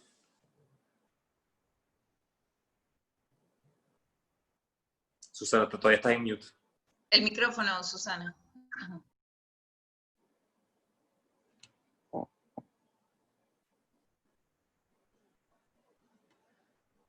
creo que la perdimos por un momento. No sé si Diego, puedes comentarnos en Panamá. ¿Cómo es tu experiencia? Sí, Claudio. Con mucho gusto y muy interesante la pregunta. La ley de insolvencia establece el fuero de acumulación para todos los procesos desde que se establece el laudo, por ejemplo, de liquidación. El auto de liquidación. Ese auto, la misma ley establece que se da la acumulación de todos los procesos de todas las jurisdicciones, salvo las excepciones que establece la ley. Entonces, la ley arbitral definitivamente establece las competencias de los tribunales arbitrales y que el proceso arbitral debería continuarse dentro de la jurisdicción arbitral hasta tanto se termine, y el laudo que constituiría un título ejecutivo posterior debería ser presentado al proceso de insolvencia y, siendo precavidos, debería anunciarse entre el proceso ejecutivo, perdón, el proceso de insolvencia la existencia de este crédito litigioso para que sea considerado eventualmente dentro del proceso de insolvencia. Eso sería en los dos escenarios que plantea la pregunta. Si el proceso de insolvencia se da paralelo al proceso arbitral, el proceso arbitral debe continuar y ser comunicado para ser considerado un crédito litigioso. Si ya el proceso de insolvencia inicia cuando ya tenemos un laudo, el laudo debe ser presentado entonces como un título ejecutivo, como un crédito dentro del proceso de insolvencia. Muchas gracias. El audio, es que no me desbloqueaba el micrófono. Pero Gracias, Susana. En Colombia funciona muy parecido a como lo expuso Diego. La interacción entre el arbitraje y el derecho, digamos, de insolvencia, los efectos de los procesos concursales de reorganización y de liquidación en general se refieren a procesos ejecutivos o de ejecución de garantías, y los arbitrajes en general son procesos declarativos. Luego son procesos en los que normalmente el proceso de insolvencia no va a producir ni una suspensión, eventualmente el juez de insolvencia podrá levantar ciertas medidas cautelares, pero principalmente se refiere a procesos de ejecución. Entonces, al igual que como lo indicaba Diego, probablemente el crédito litigioso sujeto al arbitraje tendrá que incorporarse dentro del proceso como tal y quedará sujeto a la resolución que posteriormente se dé en el arbitraje. Así que, en principio, no hay, digamos, prejudicialidad o que un proceso defina la suerte del otro. Ok, muchas gracias. José Antonio, asumo que en España es muy parecido también. Sí, básicamente es lo mismo que se ha puesto de manifiesto. El concurso de acreedores no afecta a los acuerdos o pactos arbitrales, no afecta a los procedimientos de arbitraje que estén en marcha y, por lo tanto, en caso de que es declarado el concurso haya un procedimiento arbitral en marcha, se tendrá que esperar al laudo para determinar lo que se determine por el tribunal de arbitraje y aceptar las consecuencias dentro del concurso con la calificación que le corresponde al crédito o la influencia que pueda tener en el activo. Lo único que se prevé, como un punto un poco particular, pero vamos, también creo que es algo parecido, es que si se pueda considerar que una determinada cláusula de arbitraje pueda suponer un perjuicio para el concurso, pueda acordarse de forma motivada y con la oportuna discusión entre las partes la posible suspensión de ese pacto. Pero la norma general es que continúa el arbitraje, que son válidas las cláusulas de sometimiento a arbitraje y que, por lo tanto, hay que respetar el contenido del auto en los términos que se determine. Muchas gracias. Yo creo que nos estamos quedando cortos de tiempo. Yo tenía una pregunta para Diego. Me pareció muy interesante al final de tu presentación que tú hablaste de la posibilidad de incorporar métodos alternos de conflictos en materia concursal en Panamá. También hablaste de qué pasa con las pequeñas y microempresas. ¿Cómo tú ves el panorama en Panamá post-COVID? ¿Qué cambios tú piensas que necesita hacer la legislación para adaptarse? Porque definitivamente la realidad que vivíamos antes del COVID no es la misma que vivimos ahora mismo. Y creo que en los próximos meses tampoco va a ser la misma, porque siento que en los próximos meses todavía, ahora mismo no estamos sintiendo tan fuerte el impacto económico como se va a sentir en los meses que vienen. ¿Tú qué ¿qué piensas que debe hacer Panamá para adaptarse a esa realidad post-COVID en materia en materia concursal y de insolvencia? Sí, con mucho gusto, Claudio. Bueno, nosotros tenemos, como bien explicó la doctora Isbelli, una situación bastante distinta a Colombia en cuanto a nuestra organización judicial en temas de insolvencia. Nosotros estamos completamente dentro del órgano judicial y nuestra pirámide es la ley. O sea que nosotros para poder hacer cualquier modificación a nuestro régimen de insolvencia tendremos que pasar por una modificación legislativa o generar una nueva ley que permita, por lo menos de manera temporal o permanente, aplicar métodos de solución de conflictos. Yo considero que los métodos de solución de conflictos son muy positivos, no solamente para temas de insolvencia, sino para la solución de cualquier tipo de controversia. Y por el volumen que se va a generar en una situación post-COVID, sería una gran herramienta para poder hacerlo. Sin duda, estamos ante un sistema de administración de justicia privada, es decir, que terceros van a brindar sus servicios para resolver controversias, lo cual va a tener un costo.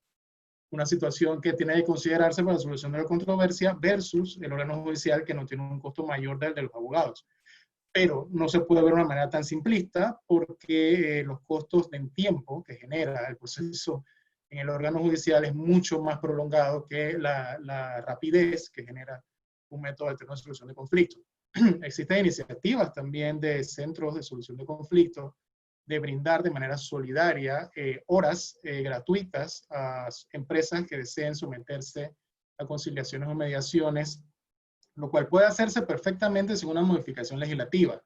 La simple autonomía y voluntad de las partes puede llevar a eso, pero esa solución sería una solución específica para conflictos determinados en esa controversia, no para situaciones macro, como son las que se ven en los procesos de insolvencia, donde el deudor se ve frente a todos sus acreedores al mismo tiempo. Esta situación es un poco más compleja, porque no la necesitarías la autonomía y la voluntad de todas las partes para poder tener un método alterno de solución de conflictos, salvo que una iniciativa legislativa y una norma específica te obligue a todos los acreedores a sentarse a negociar, que es lo que ha ocurrido en España y en Colombia, que mediante normas se han llevado a las partes a forzarlas a negociar y tratar de resolver un problema de una manera mucho más rápida, sin entrar en todo el engranaje que conlleva el órgano judicial.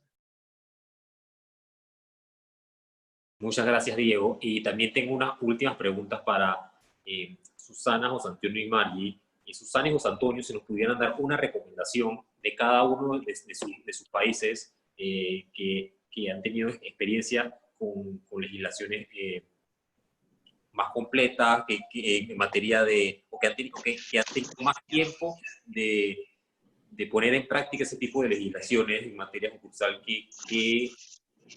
una recomendación que ustedes darían a los practicantes en Panamá en materia concursal, en materia de legislación concursal.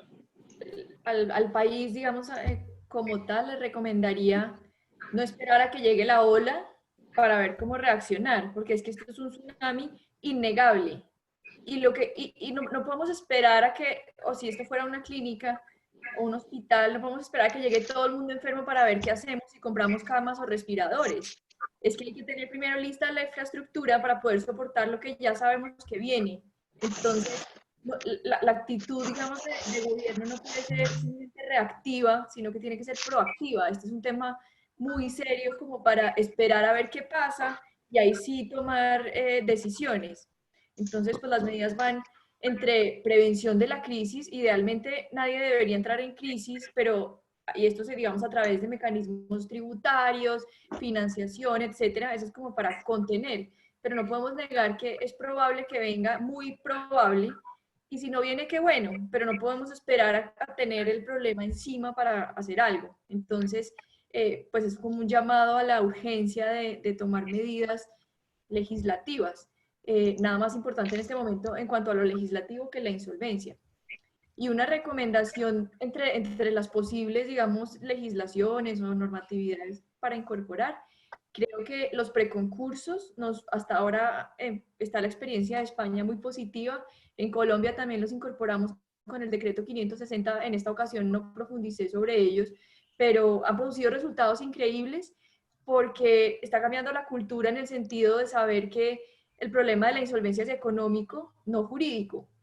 Y entonces los acuerdos están llegando aprobados como con el 97%, 90%, 85%, donde se olvida un poco del escenario litigioso, donde es todos contra todos a destruir lo que queda, y acá es, bueno, tenemos 3 meses para recoger todo y hacer la mejor solución posible para todos. Pongámonos de acuerdo, siempre tenemos el grupo, como decía José Antonio, acá las autoridades, digamos, los temas de impuestos están muy protegidos, entonces a veces no entran en esa dinámica de acompañar los acuerdos, pero la cultura está cambiando y los bancos están entendiendo que o participan o el resultado es nefasto.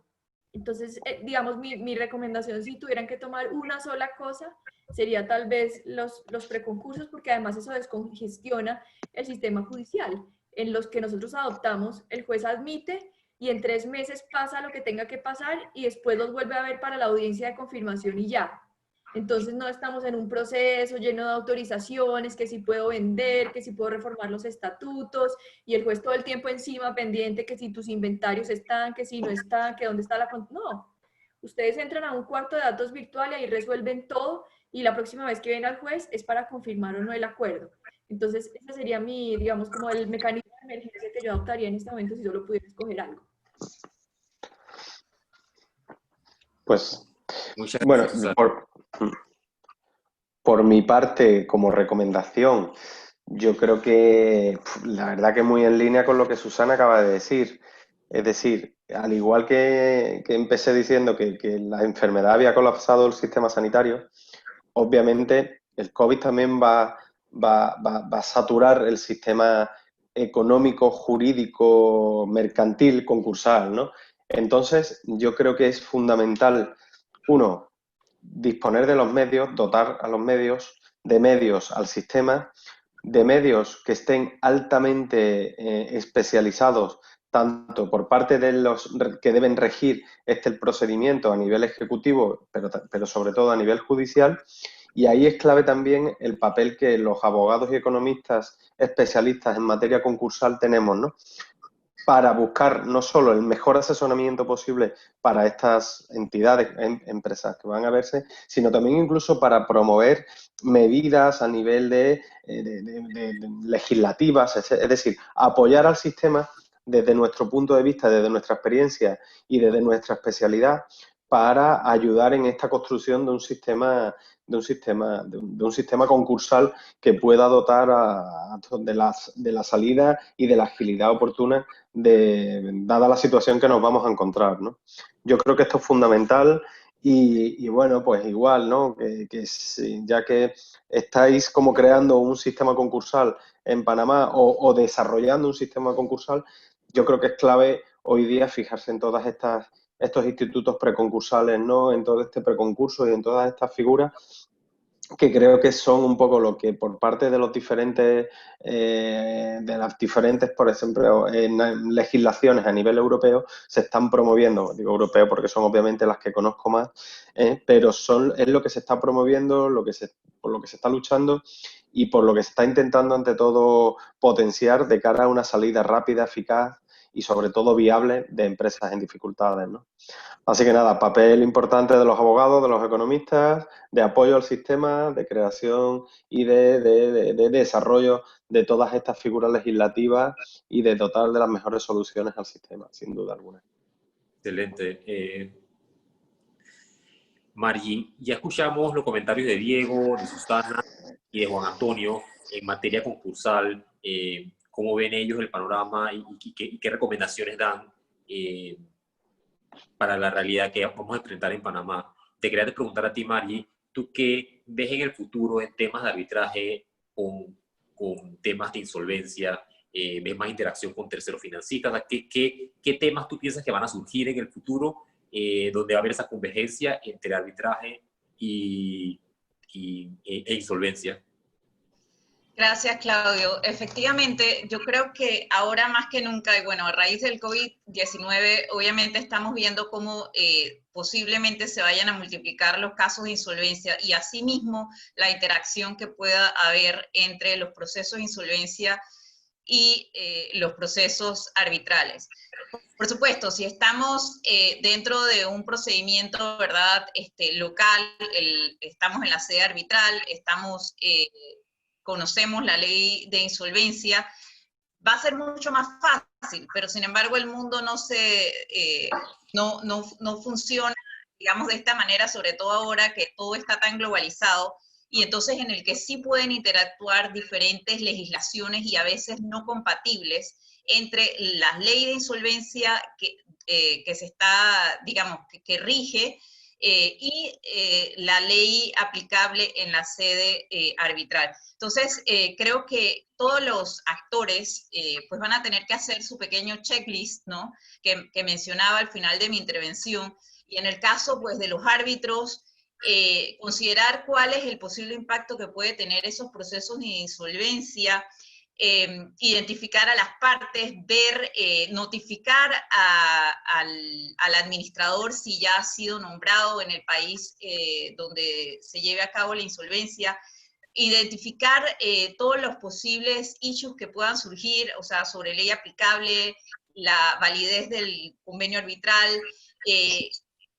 sobre el procedimiento, y bueno, y también cómo se manejan las partes, no ver esa buena fe en cómo se están manejando las partes y los intereses de las partes.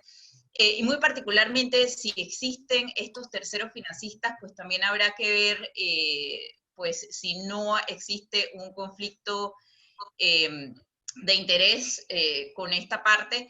Y aquí sí me gustaría aclarar, pues cuál es efectivamente este rol. Yo mencionaba que era financiar ese procedimiento, pero no se trata pues de una garantía o de un bond, como vi que había alguna pregunta que también se refería a esto. Es verdaderamente, si pudiéramos verlo como una especie de subsidio o una especie de remuneración que se está pactando y que va a depender del resultado de la demanda. Es decir, si el demandante pierde, el tercero financista pierde todo lo que invirtió. Tan sencillo como eso. Si el demandante gana, en el caso que contra el Estado que nos referíamos, entonces va a poderse cobrar un porcentaje y un buen porcentaje de los millones que pueda, digamos, ganarle al Estado. Entonces, por eso entra también el aspecto de la caución de costas, ¿no? ¿Qué sucede si ese demandante pierde? Entonces, también, ¿quién le va a pagar al Estado? ¿Quién le va a pagar esos gastos que pueden ser millones de dólares? Obviamente, si estamos hablando de un caso local, quizás solamente sean unos cientos de miles de dólares, pero si estamos hablando de un caso ante el CIADI, digamos, creo que el caso de Yucos, que fue que se le otorgó a la compañía 50.000 millones de dólares, la firma de abogados que estaba representando pues a la empresa eran 11 millones de dólares, y eso fue gastos, entre gastos legales y gastos de expertos, ¿no? A través de los años, por supuesto.